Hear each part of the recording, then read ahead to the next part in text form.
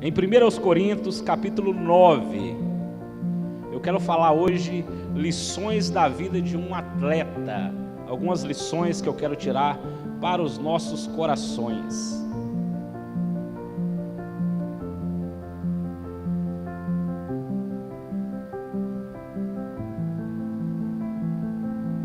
Enquanto você está abrindo, eu gostaria de conhecer nessa noite quem está nos visitando aqui pela primeira vez.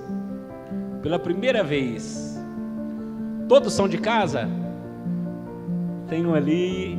Seja bem-vinda, que Deus te abençoe. É um privilégio nós termos você aqui nessa noite. Se sinta à vontade na casa do Senhor, amém? Deus seja louvado pela sua vida. 1 aos Coríntios, capítulo 9.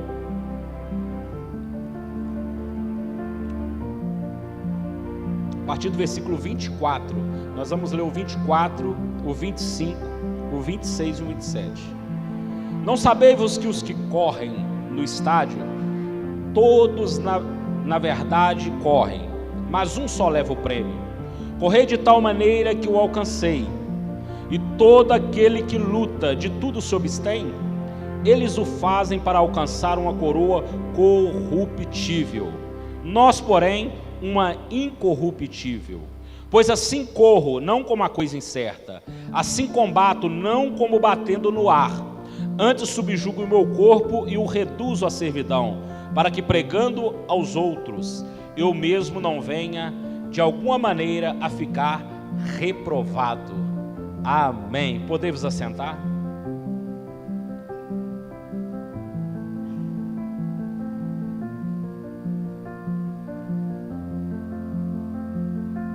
A carta de Paulo aos Coríntios, capítulo 9, ela nos traz grandes lições para a nossa vida, para a nossa caminhada no Evangelho do Senhor. Paulo, em sua segunda viagem missionária, ele abriu um trabalho na cidade de Corinto. A cidade de Corinto era uma cidade muito estruturada. Havia 2 portos em Corinto, um de frente ao mar Egeu e outro da outra banda. E Paulo, juntamente com a sua equipe, ele vai montar agora, por ordenança do Espírito Santo, direcionamento do Espírito Santo, um trabalho na cidade de Corinto, uma cidade que ficava situada na Grécia romana. Era uma grande cidade. Alguns estudiosos dizem que havia cerca de 800 mil habitantes na cidade de Corinto no período que Paulo ele foi ali iniciar aquele trabalho, juntamente com Priscila, Áquila e alguns obreiros que caminhavam com Paulo. E Paulo, ao iniciar aquele trabalho, Deus começou a usar ele de forma tremenda naquele lugar. A cidade de Corinto era intelectualmente arrogante, materialmente próspera e moralmente corrupta. A arrogância, ela fazia parte da vida daquelas pessoas. E Paulo, quando ele inicia um trabalho ali, ele tinha uma luta não apenas espiritual, ele tinha uma luta constante na igreja de Corintos. Corintos foi uma cidade onde Paulo ele gastou muito tempo do seu ministério. Na cidade também havia alguns jogos, e Paulo agora ele resolve ilustrar uma passagem baseada naquilo que as pessoas entendiam da época. E Paulo começa a observar os atletas que tinha naquela cidade. Como nos nossos dias de hoje, havia muitos jogos olímpicos na cidade de Corinto. Havia alguns corredores. Diz a história que de 2 em 2 anos haviam campeonatos que aconteciam ali em ginásios. E eu penso que Paulo, por ter tido muito tempo ali em Corinto, ele participou desse ambiente quando estava tendo ali algumas Olimpíadas. E Paulo ele começa a observar os corredores, a sua dedicação. Paulo ele começa a observar um atleta e ele começa a comparar o seu ministério como de um atleta. Mas Paulo ele é bem claro em dizer que um atleta ele buscava uma coroa corruptível. Nós, porém, estamos buscando do Senhor uma coroa que é incorruptível, uma coroa que o ladrão não pode roubar, uma coroa, queridos irmãos, que o Senhor tem preparado para cada um de nós naquele grande dia. E Paulo vai começar a observar a vida de um atleta, a sua dedicação, o seu desejo de alcançar os seus objetivos. Paulo, ele começa a observar como um atleta ele se dedicava por vocação e amor. Quando o atleta ele resolve participar de um esporte, ele não faz por obrigação, ele faz por amor e vocação. E Paulo começa a observar e tirar lições para a vida dele e para a igreja de Corinto, naquilo que é positivo na vida de um atleta. Porque nós que estamos em busca não de uma coroa corruptível, nós somos como um atleta que estamos buscando do Senhor, buscar a nossa coroa eterna. Nós estamos aqui com um propósito e sabemos que o Senhor tem preparado uma coroa para todo aquele que o busca e que ama o Senhor. Mas um atleta ele faz por amor e vocação. Quando nós nos entregamos para a chamada do Senhor, nós devemos entender que o Senhor tem um propósito para a minha vida e para a sua vida. O Senhor, Ele colocou em cada um de nós uma vocação, mas nós precisamos entender ainda, para que nós venhamos investir no lugar certo. Você já foi num médico, você chegou lá, consultou, depois você saiu de lá e falou assim, não, vou ter que ir em outro médico. Você já foi num advogado que não tinha vocação para a profissão, falou assim, não, vou ter que procurar outro.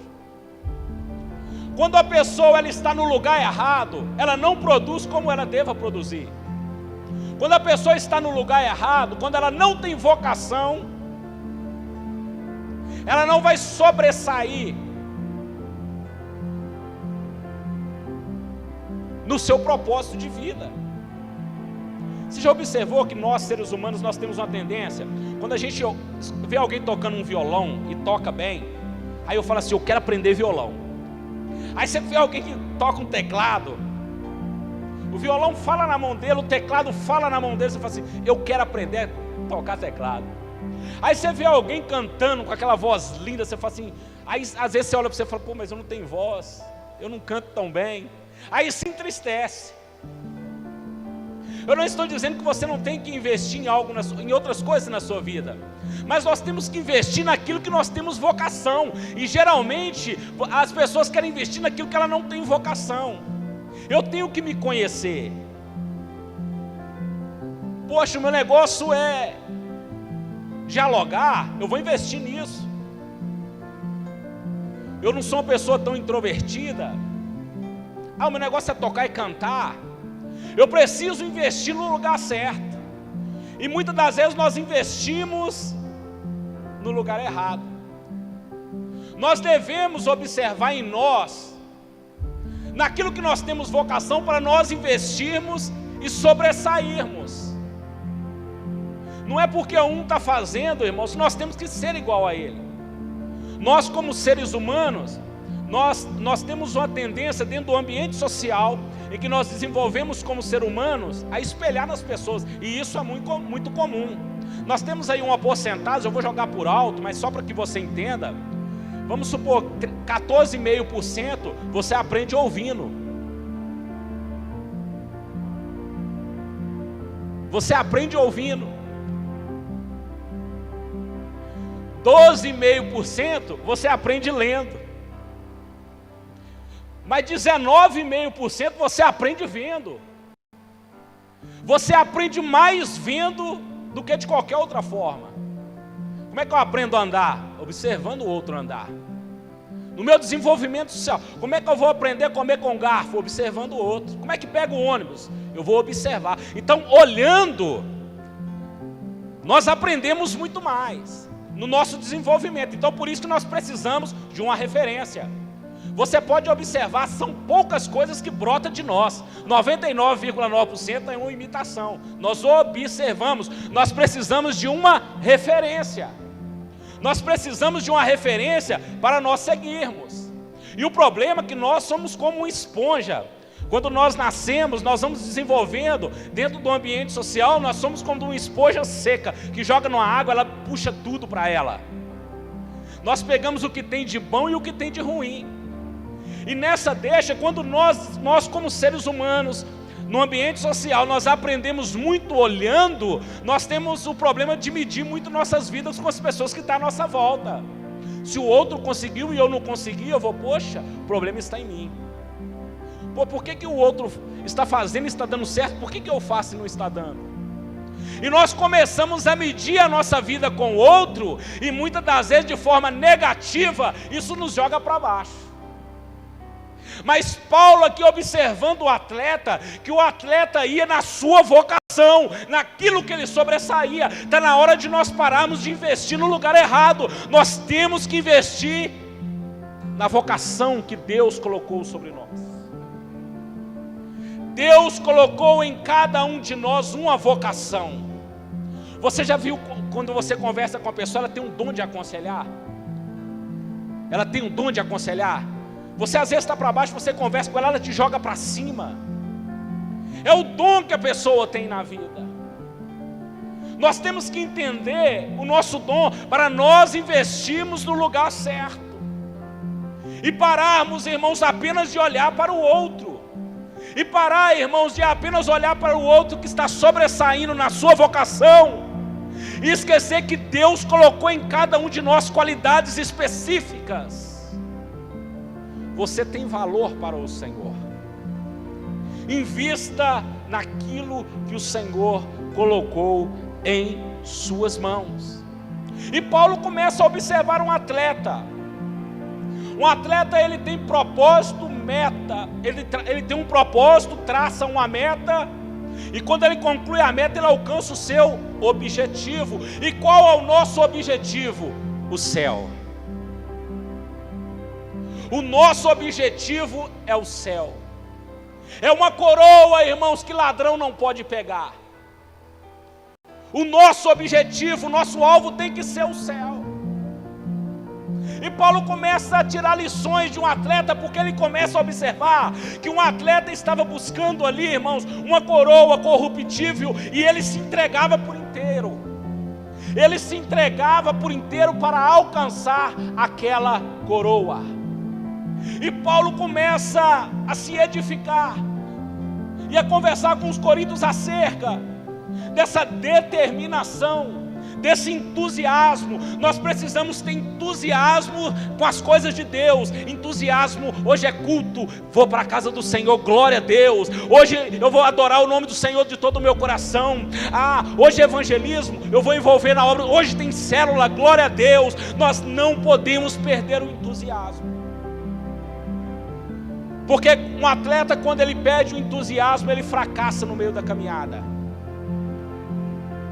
Um atleta, ele se abstém de muitas coisas para atingir o seu objetivo. Mas ele busca uma coroa corruptível. A Bíblia diz lá em Filipenses, capítulo 3, versículo 13, algo interessante. Abra sua Bíblia comigo, Filipenses 3:13. Para a nossa meditação.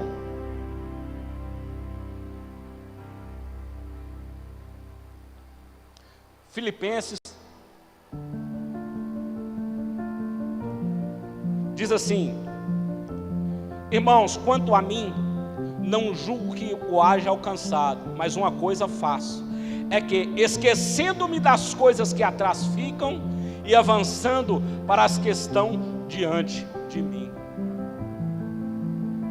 Paulo agora, ele se encontrava em uma situação, ele está dizendo algo interessante, que assim como um atleta, preste bem atenção, um atleta, quando ele está passando obstáculos, ele vai passando os obstáculos, e ele não pode pensar nos obstáculos que ficou atrás, o pensamento dele está nos obstáculos que ele ainda tem que enfrentar. O que eu quero que você entenda, passado não é direção, passado é referência.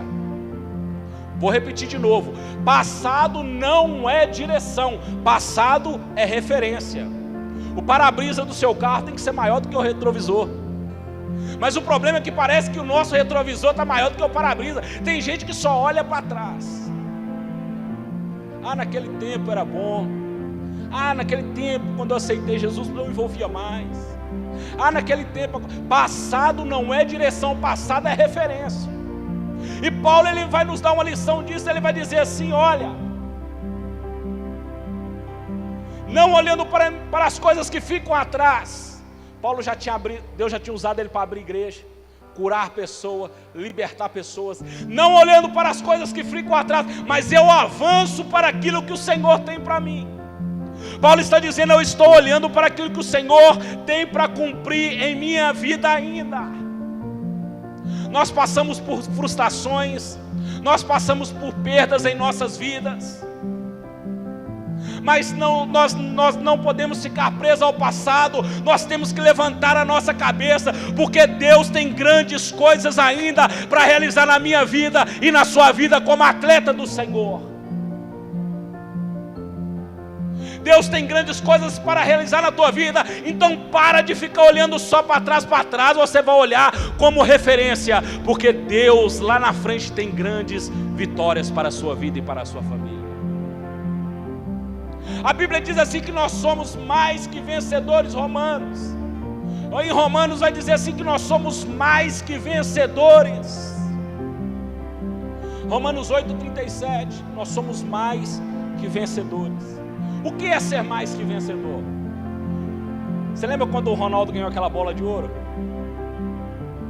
como o melhor jogador do ano? Ele foi o melhor jogador daquele ano.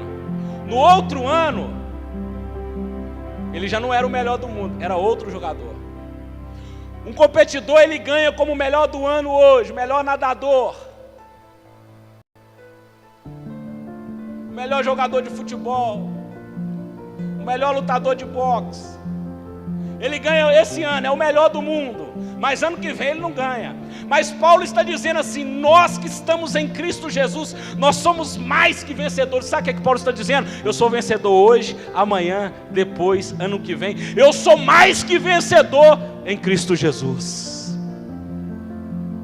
Eu quero liberar uma palavra sobre a tua vida. Esse problema não é maior do que você. A dificuldade que você tem passado não é maior do que o seu Deus. Sabe por quê? Você é mais que vencedor naquele que te amou e te entregou na cruz do Calvário por amor à sua vida.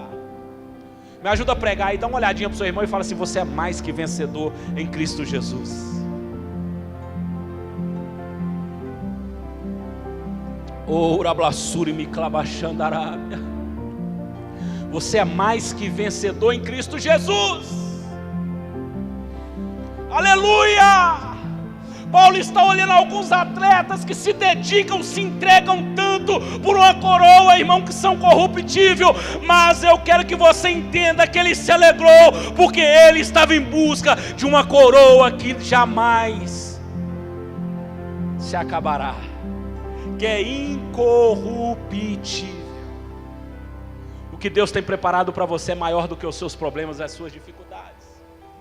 Eu sei que como atleta, muitas das vezes nós queremos desanimar, mas nós devemos ter determinação. As Olimpíadas às vezes acontecem de 4 em 4 anos. Você já viu o quanto que um atleta se prepara? Teve esses 2 anos de pandemia, depois as Olimpíadas no Japão. E os atletas não deixou de se prepararem, cada um da sua forma, para enfrentar as Olimpíadas. Tem os corredores que correm 100 metros rasos, 200 metros rasos, aquela corrida rápida. Lembra do Bolt? Campeão de corrida, ganhou várias vezes medalha de ouro. Se dedica, irmãos, por 4 anos para correr alguns segundos. Nós estamos em busca de uma coroa que é incorruptível, e muitas das vezes nós queremos desanimar no meio da caminhada, e muitas das vezes nós queremos abrir mão das promessas do Senhor por coisas banais, fúteis, passageiras.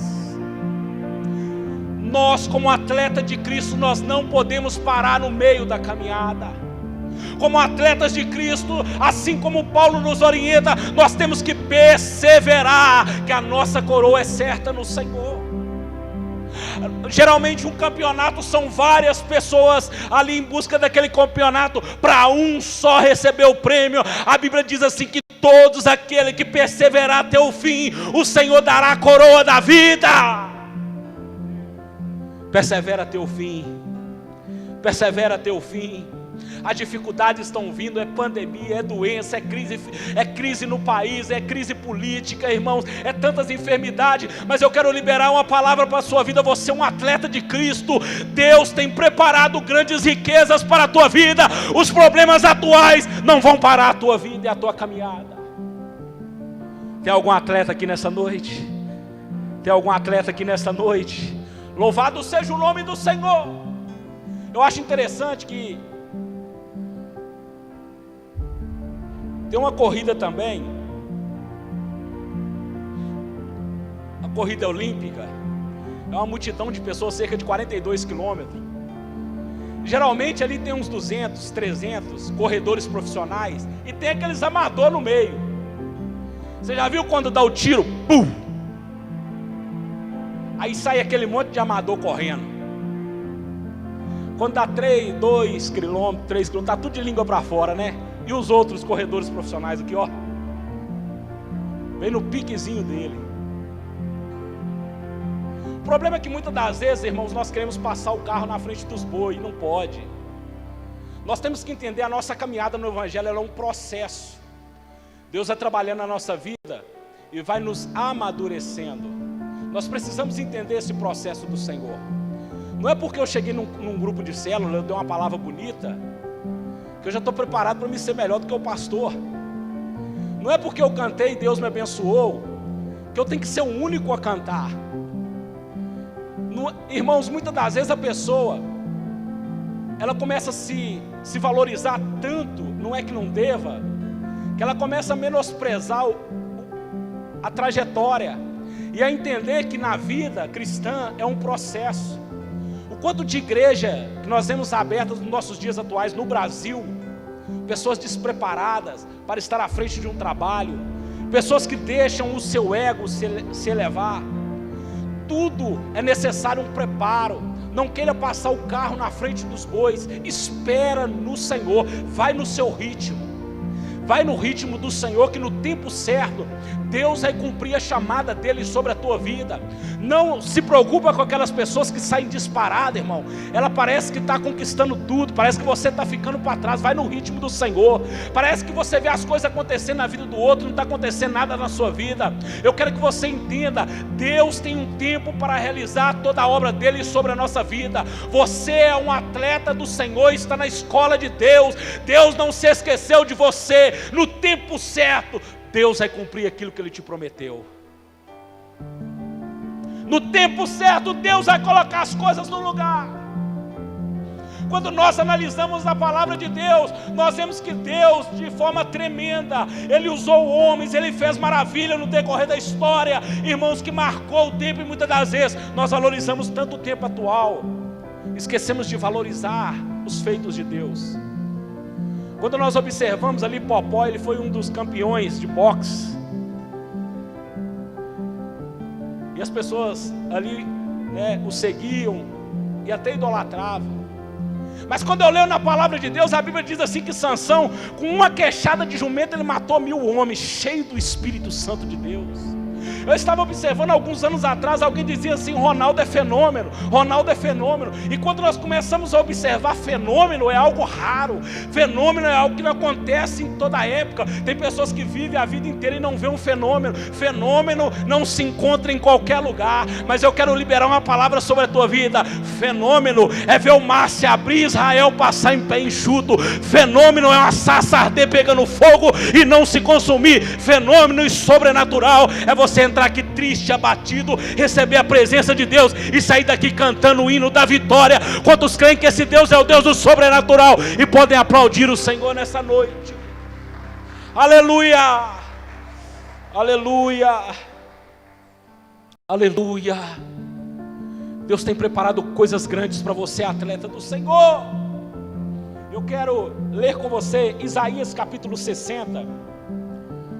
Aleluia, eu estou sentindo a presença do Espírito Santo de Deus aqui. Maravilha, Jesus. Isaías 60.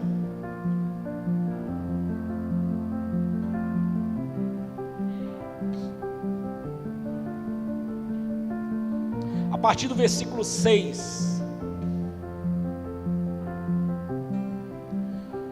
Diz assim: a multidão de camelo te cobrirá, os dromedários de Midian e Efa, todos virão de Sabá, ouro e incenso trarão e publicarão os louvores do Senhor.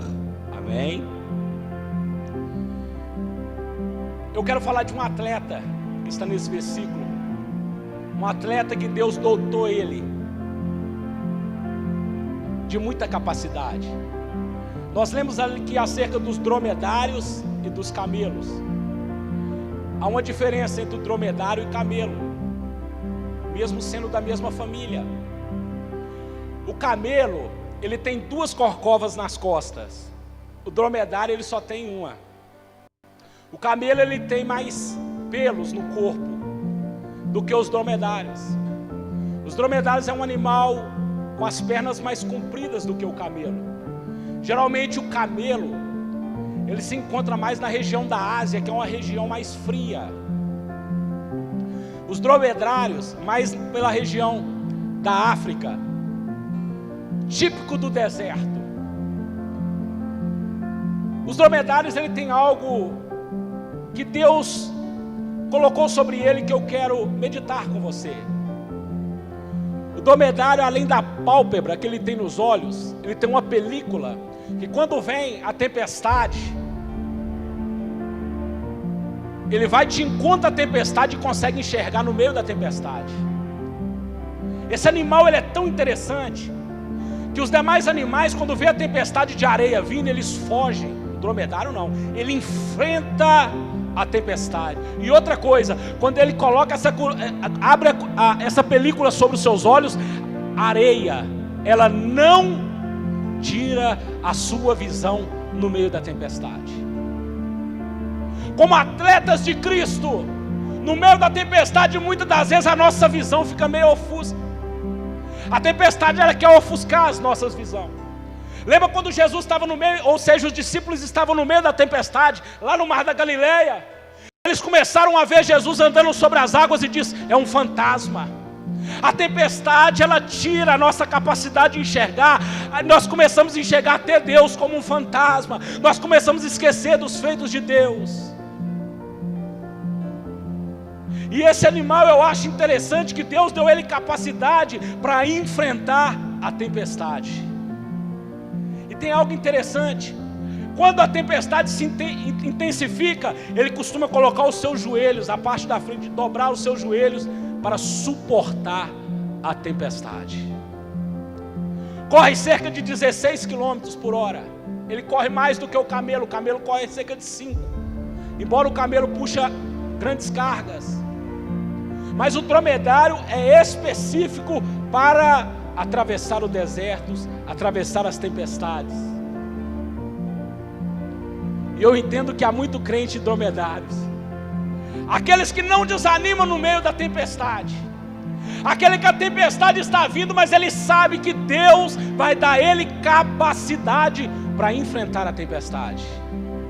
Não permita que as tempestades da vida, ela venha ofuscar a sua visão, a tua visão do reino, a tua visão da chamada. Deus te chamou como um atleta. Enquanto você não receber a tua coroa, persevera no Senhor, espere em Deus, acredite, no tempo certo Deus, Ele vai te honrar. Não permita que as tempestades da vida venham parar, venham roubar a tua determinação. Eu quero te contar algo. Havia um jovem que certa feita a tristeza começou a entrar no coração dele, a depressão. Ele chegou perto do seu professor e disse assim: professor, eu estou estudando, estou sobressaindo bem, mas ultimamente tenho sentido um aperto no peito, uma tristeza. Eu vejo as pessoas conseguindo, eu não consigo. Eu vejo as pessoas sobressaindo, eu não consigo sobressair. Eu estou ficando mais preso no quarto, estou introvertido. E ele começou a conversar com o professor dele e disse assim: só poderia me dar uns conselhos? Eu estou sentindo que a minha vida já não tem mais valor. O professor dele disse assim: olha, eu estou precisando de uma ajuda também, se você me ajudar, eu te ajudo. Ele disse: como? eu tenho esse anel de ouro, eu preciso vender ele, me ajude a vender ele, que assim que eu vender ele, e eu resolver o meu problema, eu te dou os conselhos que você precisa. Ele disse, tudo bem. Ele falou assim, vai lá até o mercado e pergunta quanto que eles dão por esse anel de ouro. E ele chegou no mercado, ele diz assim, um anel de ouro por uma moeda de ouro, um anel de ouro por uma moeda de ouro. Ninguém quis comprar. As pessoas, esse cara é louco, vender um anel de ouro por uma moeda de ouro. Ele voltou triste, desejando ter uma moeda para comprar o anel do professor dele, para que o professor dele pudesse aconselhá-lo. Quando ele chegou lá e disse assim, professor, lá no mercado, lá eu fiquei lá por horas, as pessoas meneavam a cabeça, ninguém me deu uma moeda de ouro por um anel. O professor deu um sorriso e falou, tudo bem, vai até o joalheiro agora e pergunta quanto que ele te dá nesse anel, mas não vende, por mais que ele te ofereça qualquer valor, não venda. Ele não entendeu muito, voltou, foi até o joalheiro. Quando chegou lá, o joalheiro atendeu ele, ele perguntou ao joalheiro, quanto que o senhor me dá por esse anel de ouro? O joalheiro examinou, olhou o anel, disse, jovem, esse anel de ouro vale 80 moedas de ouro, eu tenho 58 aqui, você quer vender? Ele arregalou o olho, lembrou que o professor dele disse para ele não vender, pegou o anel e voltou. Ele disse, professor, as pessoas do mercado não deu uma moeda de ouro pelo anel, mas o joalheiro disse que vale 80. O professor olhou para ele dando um sorriso e disse, pois é, você é semelhante a esse anel de ouro. As pessoas do mercado aí olham para você e não te dão valor, e não sabem o valor que você tem. Mas há um joalheiro lá em cima que se chama Jesus de Nazaré. E esse joalheiro manda dizer que você tem valor. Talvez você entrou aqui, as tempestades da vida tenham ofuscado a sua visão, mas Deus te chamou como atleta. Deus tem preparado uma coroa incorruptível para você e para a sua família. E como atleta de Deus, eu gostaria que você se colocasse de pé, que eu quero orar pela sua vida.